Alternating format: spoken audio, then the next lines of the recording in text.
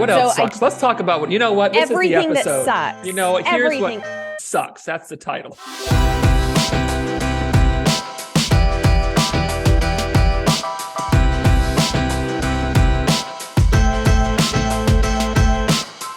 Hello, and welcome to Middleish, the podcast about moderation in all things. I am Michael Gray. And I am Erin Green. Good morning. Hello, Erin. Hello. Green. How's it going? I like when you sing song hello to me. Do you? Kind of nice. Yeah, I'll try to remember I to do it like every time. Till you're Nobody sick of sings it, to and then me I'll keep except for doing it. you. That's a real You're tragedy. the only one who sings to me. I know. So I appreciate it. Did I just insult myself, or Yeah. Singing is a tragedy. I don't know. you're the only person who sings to me? I'm so sorry. How's it going? So, I am pretty On good. this Monday morning, yeah? It's a beautiful Monday morning here in Boise. Loving it. Same here. It is Loving gorgeous. Yeah, nice. And we come to you today with this mini pod. Thank you for tuning in. As always, we appreciate all of our listeners, even if there's just like one of you out there listening to us. Yep. Thank you. Yeah, appreciate we do appreciate every single listener for sure. Yeah. Yes. And especially on this very important topic this month, we are talking about eating disorders and what's the difference between disordered eating and eating disorders, and some of the ways that our normalization of dieting and diet culture tends to precipitate disordered eating and really skews our perception of what is normalized eating and what's just like a centered approach to food versus, you know, what's disordered. And unfortunately, as you pointed out in the first episode, in the full length episode, which we encourage everybody to go listen to, a lot of things that are disordered tend to be normalized in our diet centric culture. It's unfortunate. Yeah, it's and we talked about this, extensively in the episode, but it's like literally all of the things that are classified as disordered eating are the things that diet culture says, yeah, go do these to be healthier. Yeah. Like yeah. It's just it fails to blow my mind. Every time I see it, I'm like, it is the exact things. It's wild. Yeah. Yeah. Real quick, how's my my microphone came loose? Is my audio okay? You sound great. Wow. You sound terrific. Yes. Aw, you. Happy Yes. Monday. Let's Happy compliment Monday. everybody today. Yeah. You we know how love you can... you all. And you look great today. You guys look great today. Everyone, just killing We it. like that. Killing it this Monday. The way you did your hair this morning. Yeah, it looks great. We really like it.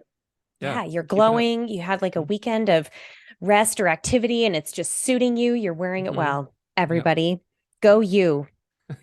There's someone, there's someone in like a robe with like their hair just like all disheveled. Jacked up, thanks. Drinking their third cup really of coffee, needed that. just trying to face their inbox. They're Barely like, okay, holding on. I look good. I look good. Okay, Yes, back you to do. business. So,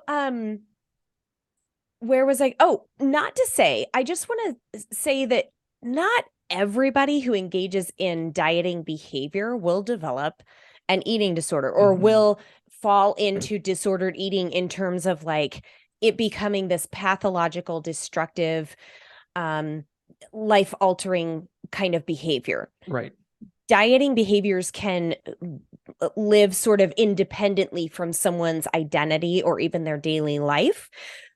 I think what we're looking at is the very high likelihood that those dieting behaviors will grab hold and become really destructive to somebody's daily life. So we start seeing, I mean, one of the real big red flags here with disordered eating behavior is that it becomes it starts interfering with a happy, healthy, normalized life. So things like just not being able to go out to dinner with friends or not being able to get through the day without literally obsessing over what you are going to make for dinner or how many calories are in a food or should I eat this? Shouldn't I eat that? Like that kind of BS that goes on in your brain, that's disordered.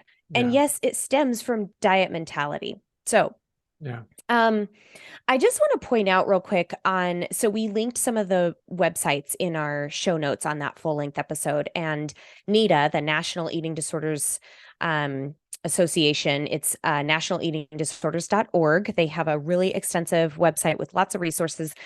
I just want to point out some of the personality traits and temperament that come along with developing an eating disorder, because I mean, again, not everybody is going to slide into that eating disorder diagnosis, and you do need a medical provider or a psychiatrist to diagnose that eating disorder. Even I, as a dietitian, can't diagnose it. I can Mm-hmm. recognize them and I can say, like, you need to, go see another health provider. But anyway, there are some differences between like anorexia nervosa, which, just to put a very simplified kind of um, association with that, is a lot of highly restrictive behaviors, and then bulimia nervosa is usually accompanied by purging behaviors. And then there's binge eating disorder, which is, some of these can overlap with each other, but binge eating disorder tends to be feeling out of control with the amount and the rate at which you consume food. And it usually centers around certain trigger foods where you literally feel out of control and you cannot stop eating, regardless of Mm-hmm. what your body is feeling. So I just wanted to share a few of the temperament personality traits from that are listed here. Um, Obsessive compulsive personality traits are highly correlated with eating disorders. That would be things like perfectionism, inflexibility, rule driven, drive for order and symmetry. Hello, Erin with the spreadsheets and bullet points. Excessive doubt and cautiousness. A lot of times people are very like type A. You like things orderly. There's like a very specific kind of linear fashion to follow things and a quote right way to do things. Depending on the eating disorder. So then we get into maybe those three very common eating disorders I mentioned: anorexia nervosa, bulimia nervosa, binge eating disorder. There's some nuanced differences between a lot of those, but I just want to point out that OCD kind of tendency that some people have really sets them up for taking some of the disordered eating pieces and diet culture kinds of behaviors, and it really grabs hold and turns Mm-hmm. into an eating disorder where they don't feel like they can stray from the quote rules. I need to please everybody else. So then they get the individual usually gets positive feedback on, oh, you're so disciplined. Oh, you're such a quote good eater, things like that. And it Yeah. really feeds into the eating disorder. Mm-hmm. There's a lot of guilt and shame that feels awful to the person if they stray from those rigid rules. And so then that keeps them on the straight and narrow of the eating disorder. Like, nope, Yep. I can't stray from that. So, and then there's also like tons of coping that goes into eating disorders, where people have, whether they've suffered from abuse or some other addiction or some other trauma in their lives, they might use the eating disorder as a coping mechanism because it is the thing they can control. So Mm-hmm. there's lots of control, inflexibility kinds of things that go into this, and there are a lot of personality and temperaments. That's not to say that somebody who doesn't have those OCD traits can't fall into an eating Right. disorder, but this is what we see a lot of. And just one quick, I remember, oh, I found the statistic: a person who had all five of these traits that I just listed is 35 times more likely to develop an eating disorder than someone who shows none of these traits. So that's just how strong that correlation is. Mm-hmm. So Yeah. wanted to share that first off. Well, and what's interesting to me is like I think people can naturally have a lot of those traits, right? Like for sure, there are people who are just naturally more want more order or want things just so or want to feel in control for sure, absolutely. But I also think it's really interesting to look at how disordered eating patterns, right? The way you're supposed to do it encourages a lot of those traits, Mm-hmm. right? Like disordered eating tells you, like, you better be perfect. You have to get this right. You need to think about this all the time. This is a stress, like it encourages those things that can lead to eating disorders, right? And so it's it's really important. Like, we said this in like the main episode, like many of you, most of you probably don't have eating disorders and may never develop them. And great, right? Like that's great. But there are listeners who do for sure. And there are also, it's a spectrum, right? It's like on one end, we have like full-blown eating disorders, like life is in danger, like there are serious implications to that. But all along the way, there are behaviors that are very similar to that, that are like smaller versions that we're engaging in on a regular basis, that even if they never lead to a full-blown eating disorder, man, they still fuck a lot of things up. Yeah. And they mess Yes. with your head, and you can't see straight. You can't look at food without all of this weight and baggage and analyzing and guilt and shame. You can't look at your body without like feeling just like defeat and disgust. And it's just like there's so many of these things that are so wildly unhealthy that even if it's never like a diagnosable eating disorder, it can so severely impact your ability just to feel happy within yourself, just to feel like you have the competency to like take care of you, right? Like it erodes at your ability to see your worth and your value. So if you're like, eating disorder, I'm not there. Great, that's great. But there's a good chance you might be actively engaging or actively reinforcing beliefs that tell you need to, act in a lot of the same ways. You need to feel a lot of the same ways as someone with an eating disorder. So it's like, yeah, okay, no, but kind of, Well, and this is and a good place to just highlight. There's a book called Sick Enough, and it's by Jennifer Gaudiani. I'm probably butchering her last name, but she's a physician who writes about, these are the medical issues that accompany an eating disorder. And what you're saying really resonates with what I hear from a lot of people, where they're like, well, I'm not bad enough that my health is in danger. I'm not having any heart palpitations. I'm not like passing out during workouts. I'm not, quote, skinny or, super emaciated. So therefore, I don't have a problem. And this book is a really, really great resource for just highlighting, like, these are some of the medical complications that accompany disordered eating and eating disorders, regardless of what your perception of its impact on your health is. What was the name of it? Sick Enough? Sick Enough. I'll link it in the show notes today. Okay. And yeah, I think like maybe you don't feel negative physical impacts of these things, right? You're like, yeah, I feel okay.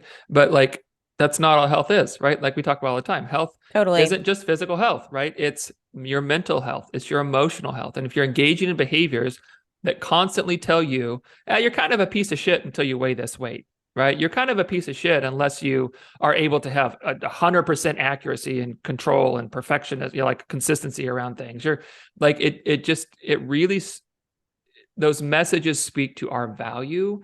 And if we believe that we are less than because we haven't counted our calories for the day or didn't hit our macros or didn't lose X number of pounds in this specific amount of time, then this is unhealthy.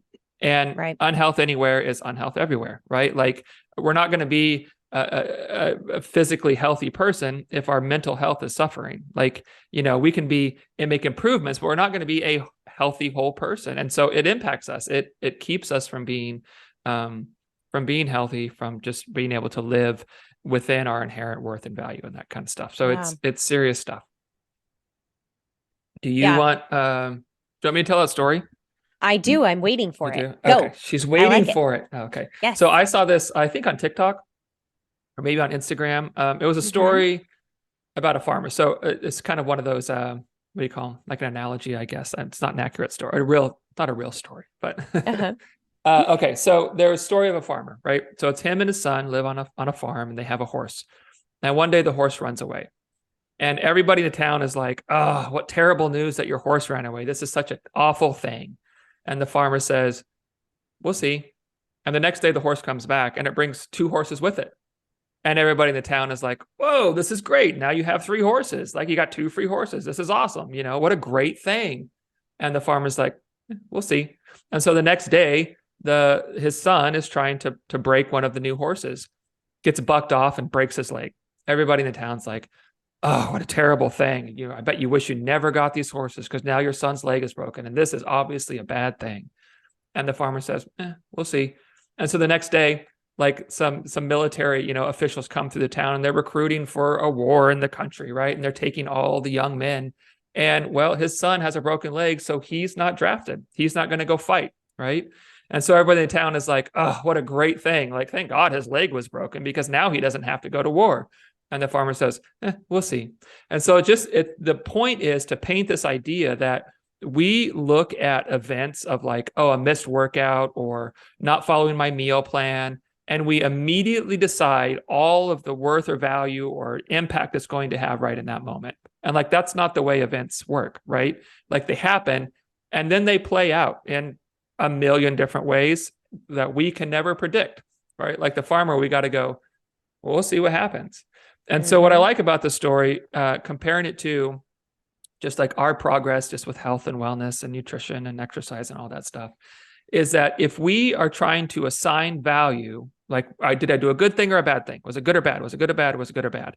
If I'm trying to decide that right in the moment, I'm very limited with my understanding of what that event may bring about, right? Like I can't tell you how many times I've had conversations with clients that where they come into it being like the townsfolk, like, oh, what a terrible thing I did, right? Yep. In fact, I just posted about this just the other day. Someone who sent me a client who sent me a text was like, I really screwed up. I ate ice cream last night. Like I'm judging this event right in the moment. And so clearly it's bad. But what happens so often from those conversations and from these events is we talk about things. We have conversation around them. We understand. And so what people wind up having is this seemingly bad event, right? That now they have some better understanding of themselves. They know what led them to that place and why they made the choice they did. They're able to approach that situation again next time without, as much guilt or shame around it. We're able to strategize better. Like it turns into this really beneficial thing, only if you're able to go, let's see, this happened. Let's see what that does. Because if I go, oh, this happened, you suck, do better. There's no value. There's nothing that we can pull out of that we get to use for our next time around. So we're not better informed. We're just more defeated.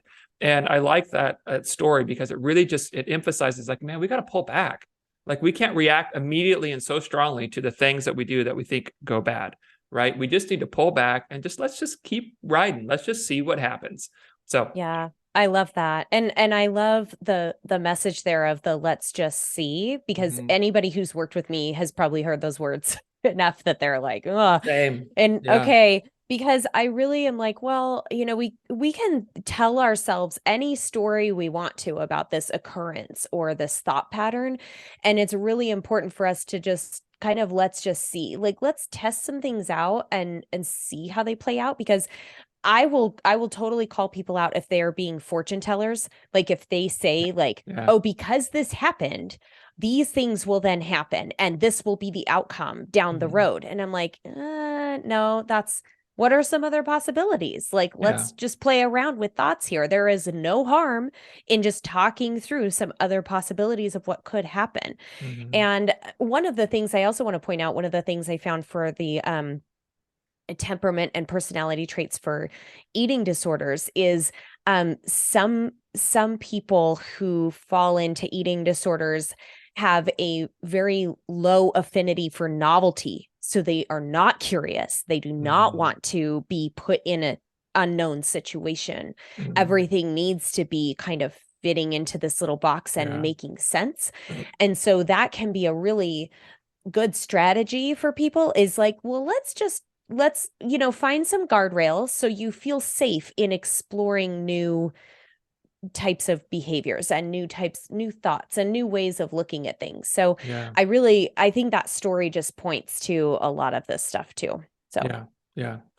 And I want to point out just real quick too that I think there's a couple kinds of control, right? Like we talk about control a lot, and I think there's a type of control that we think we need typically, like under, like with disordered eating and under diet culture, right? Like control is like willpower and grit and like white knuckle this, like how long can I force this thing to happen?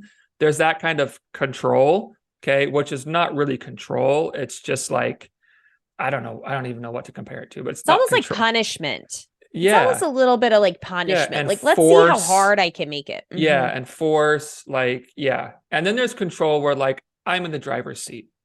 I'm aware enough of what's going on that I can make decisions, not just respond subconsciously the way I always do, right? Just react.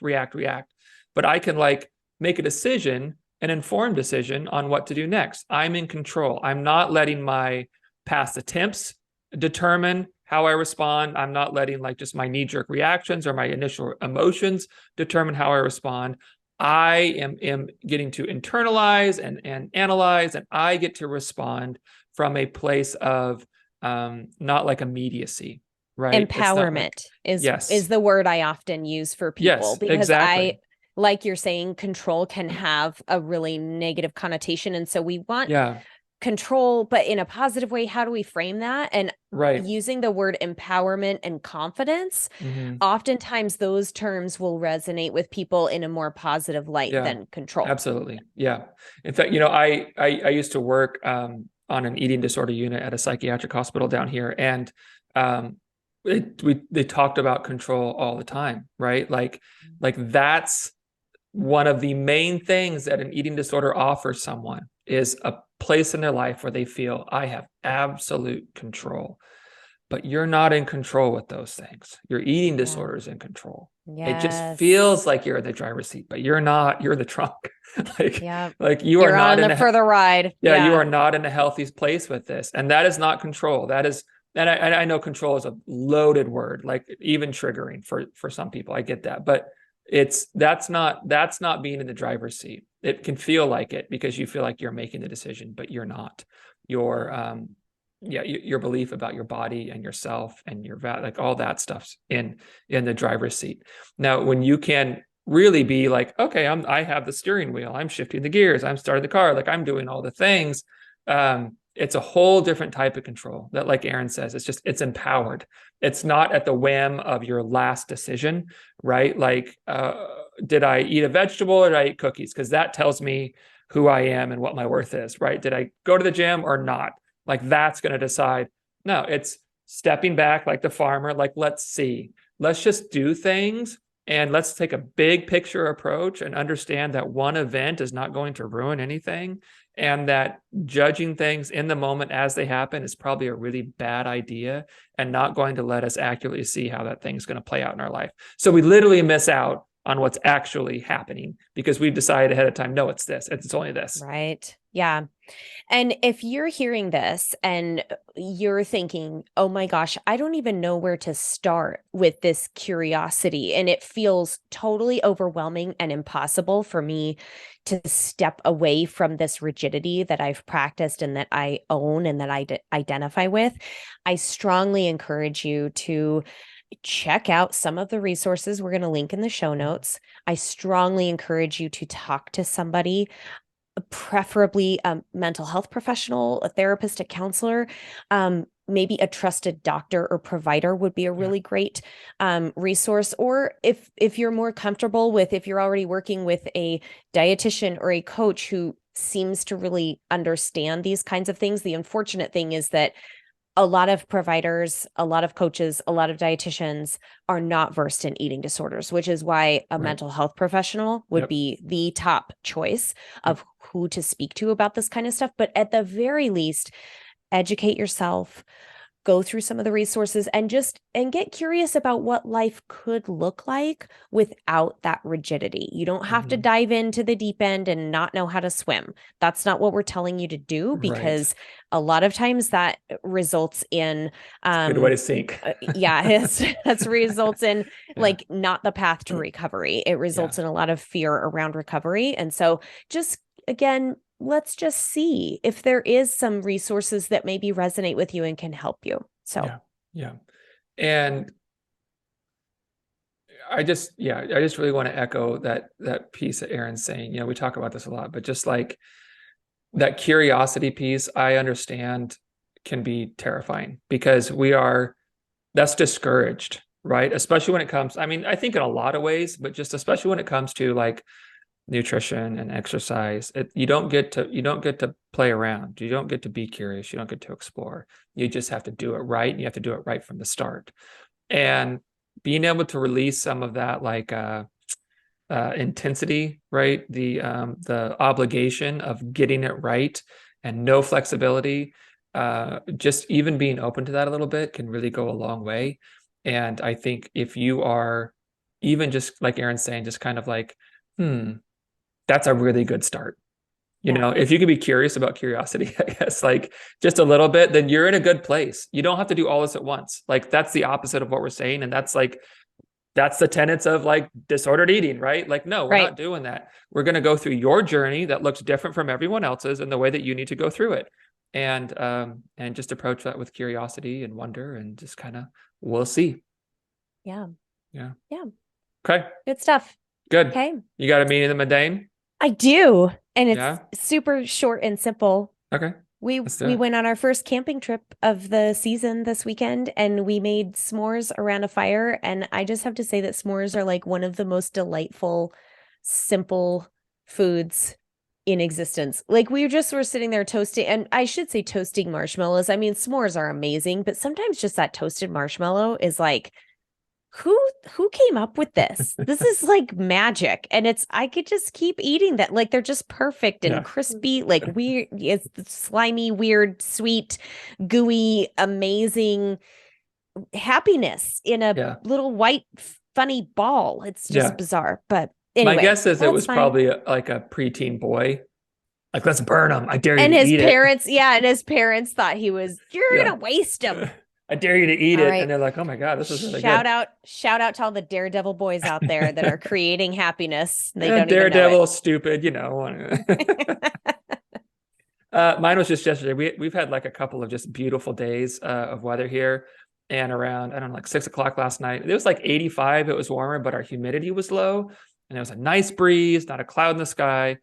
And I was just like, I'm going on a quick little bike ride. I had like 10 minutes before I wanted to get dinner started. So I was like, I'm just going to go just do a couple laps around my neighborhood. And I put music on my phone, hopped on my daughter's bike because I don't have a bike right now. But and just like got outside, you know, it was like, I'm going to create an intentional moment that I'm going to just enjoy, right? I love listening to music. I love going for little bike rides. And just got out, enjoyed the weather, and it was super duper nice and good for my soul. I love it. Yeah. I love it. Yes. The nice weather really brings out those moments of joy, I think. It's the best. It's the best. Yep. So thanks, everybody. Thank you for listening to this mini episode. Okay, we'll catch you next time.